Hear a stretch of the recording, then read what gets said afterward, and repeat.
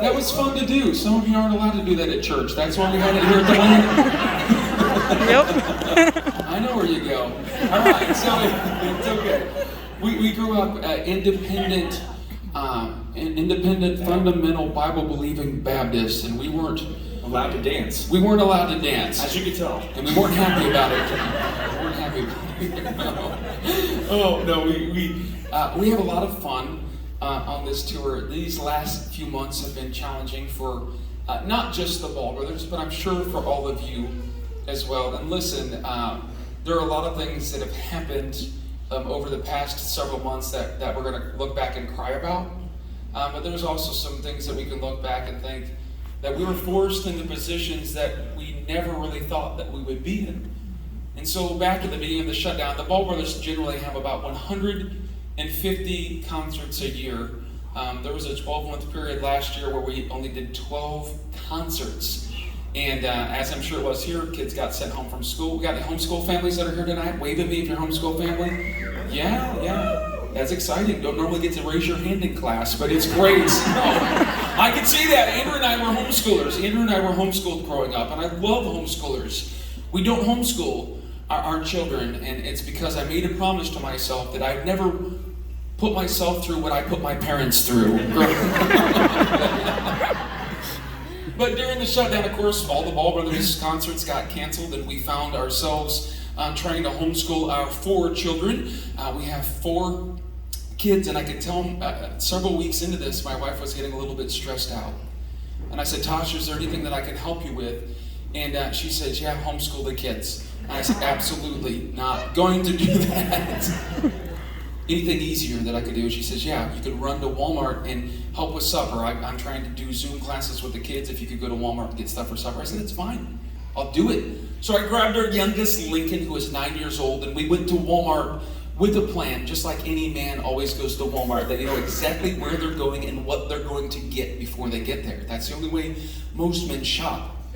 And so I said, Lincoln, you're going to go to one side, you're going to get a hamburger. I said, I'm going to the other side and get toiletries, and then we're going to meet back at the cash register in about 5 minutes. And so he's 9 years old, he runs off through the store. You're probably thinking, you shouldn't send your kids. Don't think that. That's not what this story's about. It gets worse, all right? So that's not the bad part, all right? That's just the preliminary. He ran off to go get a hamburger, and I went to get toiletries, and he comes right back over to me, and he's white as a ghost. And he says, Dad, there's a huge problem at Walmart. And I said, what is it? He says, there's no hamburger. I said, that's okay. I said, there were some supply chain shortages in Northwest Georgia, and there probably was here as well. And so I said, it's okay. I said, I'm going to go over there with you. We'll find something. And sure enough, when I went over there, the meat counters were all empty. And Lincoln says, what are we going to do? I said, I want to talk to you about it in a second. But before we do that, I said, stand in front of the meat counter. I said, I want to take your picture with an empty meat counter behind you. He says, Dad, why in the world would you do that? And I said, because you're 9 years old, and every time you've ever been to the store in your life, the shelves were always full of everything that you ever need. And he says, I never really thought about that. He says, there's always more food than what we could ever need. And I said, what do we do whenever we go to the store? He says, we make a shopping list before we go. I said, and Dad's been to 35 different countries around the world. Most of the places where we go in different countries, and when they get ready to go to the market, they don't make a list ahead of time because they have no idea what's going to be available from day to day. It says, we as Americans, we shop differently. We're pretty sure that everything on our list is going to be there, or we can go to another store and find it. And I said, during this pandemic, it's taught us that maybe all that stuff that's always just been there might not always be there for us. I said, and maybe it gives us a small glimpse, just a small glimpse, of what it's like to live in one of these countries that don't have the supplies that we have. He says, wow, Dad, is this one of those teachable moments? I said, yes, Lincoln, it is. And he says, is this as bad as things are going to get? I said, but I don't know. I said, I hope so. He goes, what else do we have to get from Walmart? I said, one more thing I got to grab. Mom said, grab toilet paper. Was it a shortage here in Pennsylvania as well? Toilet paper is nationally okay, because there's the people from Philly probably came into the smaller towns that take it back to the city, but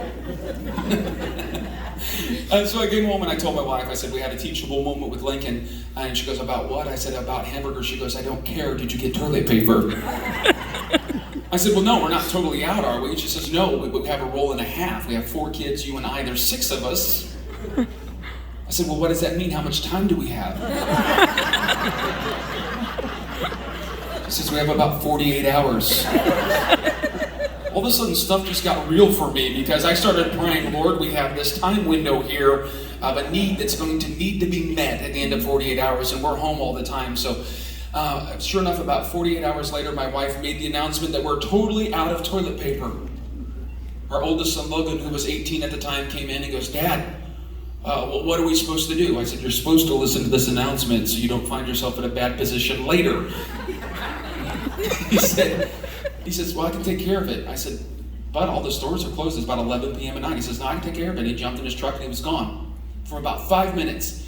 And he came right back to the house and says, Dad, guess what? I said, what? I said, did you get toilet paper? And he says, I did. I said, how many rolls did you get? He says, just 1. I said, well, that's part of the solution to the big problem. But I said, that'll be good. He says, no, Dad, this is an industrial-sized roll of toilet paper. And on the kitchen table, he had the largest size industrial roll of toilet paper that I've ever seen. And I started thinking, it's 11 p.m. Most of the stores were shutting down like 6 or 8 p.m. Where did you buy this? At 11 p.m., he says, Dad, don't worry about it. God took care of us. And I said, whoa, you're not that spiritual. Where did you get an industrial-sized single roll of toilet paper at 11 p.m.?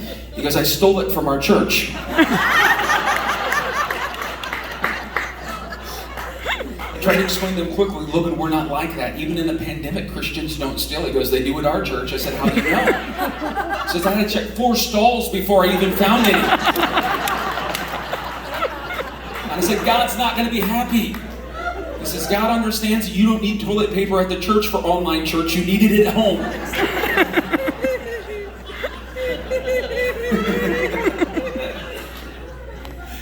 That was probably 18 months ago, 17 or 18 months ago. We're still using stolen toilet paper at our house. It's still there. Why not? So, it's the supply. It's a supply that never runs out. We're going to look back and laugh. I think about some of the things that have happened. During the year 2020, the Ball brothers were supposed to go on 7 trips overseas. And many of those trips got canceled, as I'm sure many of your plans got canceled. But we work with an organization called Child Fund, and we've worked with them for several years. And what Child Fund does is simply helps children in developing countries around the world with some of the basic necessities that Americans take for granted, like clean drinking water, after-school education, clothing, health checkups.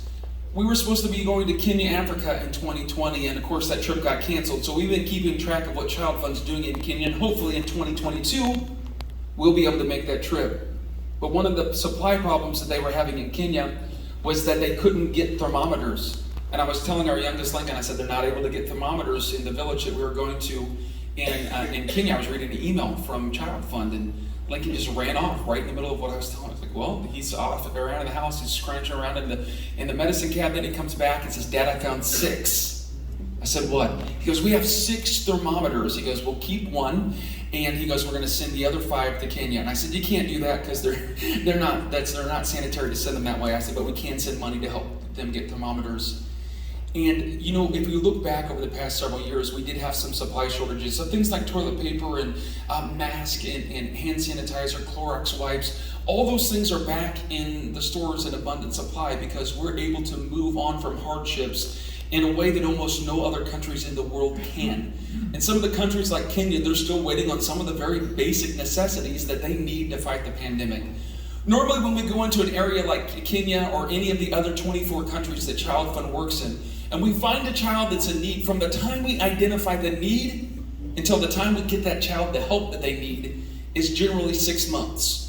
Because of this pandemic, it's been 18 to 24 months while the children are going through rougher conditions than they've ever faced in our lifetimes, and it's taken longer to get the help to them that they need. When they identify a child that's in need, they bring them into a Child Fund Center and they take their photo and they get some biographical information about the child and find out that child's specific needs. This little girl's name is Angel. Angel is from Kenya, Africa, and I have Angel's packet here I'm holding tonight. And what's neat about this is there's only one of these packets. There are no duplicates. The only packet Angel has in the world is the one that I hold here in my hand. And each child is represented differently in a different packet. Each packet represents a different child. It has Angel's birthday on there, July the 5th. It tells a little bit about Angel on here. She lives with her single mother. Her mother's a farmer. Their annual household income is less than $400 per year. I want you to think about that for a second, because most of us would have a very hard time living off of $400 a week. This family's trying to make it through a pandemic on $400 a year. It tells a little bit more about Angel on here, what she likes to do in school. Inside of Angel's packet, it shows what Child Fund is doing specifically in her community. And then this is important because there's an envelope in there, a green envelope that has Angel's name in it. There's only one of these, and it's in Angel's packet. I hold it here in my hand. And it just says this: yes, I'll sponsor this child to make a significant difference in her life. It costs about $1 a day. To sponsor a child to get them the help that they need is $39 a month. And in a country like Kenya, it's amazing what $39 a month of support will bring to that child. It's absolutely a new lease on life for these children. You might be saying tonight, well, I've done something like this before, and for one reason or another, I had to stop. Now might be a good time to start again. Because when you decide to sponsor a child, it's not a lifetime commitment, it's not a contract. You're simply saying month to month, as the Lord allows, I'll send in the sponsorship to be able to help that child like Angel, and it also helps their entire family. We want to see as many of these children get the help that they need so desperately this year before Christmas, that this is what the Ball Brothers are doing. We want to, if you could say, that's something I could do as an individual, that's something we could do as a family, maybe a grandparent say, that's something we can do with our grandchildren. It offers our kids great perspective when they realize that some of the hardships that we go through here, even the hardships we go through here in the United States of America, we are still very, very blessed to live here. And I'm so glad that my children are able to have a realization of those blessings that they enjoy on a daily basis. But if you could say tonight, we could sponsor a child for a month, 2 months, 3 months, a year, 2 years, 3 years, any length of time, the Ball Brothers want to give you an It's About the Cross t-shirt. Those are normally $20 on a table. Help a kid out tonight, get the t-shirt. Looking up here, you might be saying, well, that's not my t-shirt size. This is Chad's off the bus. So, used to be maybe. No, so we have these all the way up to adult, extra large, children's sizes, and everything in between. Those are normally $20. You help a kid tonight, we're going to give you one of those tonight right at the table. We're going to give you one of the Ball Brothers t-shirts as well. We have those all in all the sizes available. And then we're going to give you a project here called Vocalize that has a lot of a cappella songs on there. A lot of people like a cappella singing. This CD right here has a lot of a cappella songs on there. That's normally $15. That's our gift to you. And then this is something unique that we do every year, only on the Christmas tour. It's a little Christmas ornament, and on one side it says, the Ball Brothers Christmas Tour 2021, and they're numbered 1 through 350. And say, well, why 350? Because 350 children are what the Lord laid on our heart to help this year through Child Fund. And so if you want to be one of the people that help the 350 children, you'll get a Christmas ornament that is hand numbered.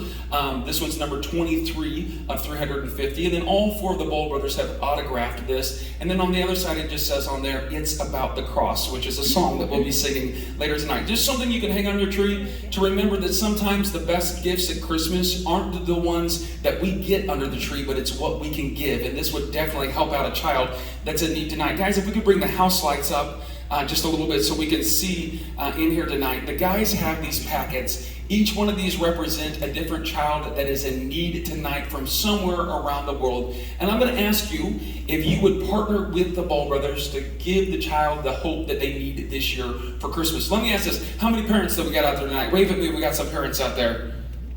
Some of your kids are acting up and you don't want to raise your hand. We know they're yours. No, I'm just kidding. How many grandparents do we got out there? Oh, that's the next season of life for me. Our oldest is 19, and he doesn't even have a girlfriend yet. He's in the military in basic training, but somewhere down the road, 10 or 12 years, whenever he finds a wife, we're going to have grandkids, and I can't wait.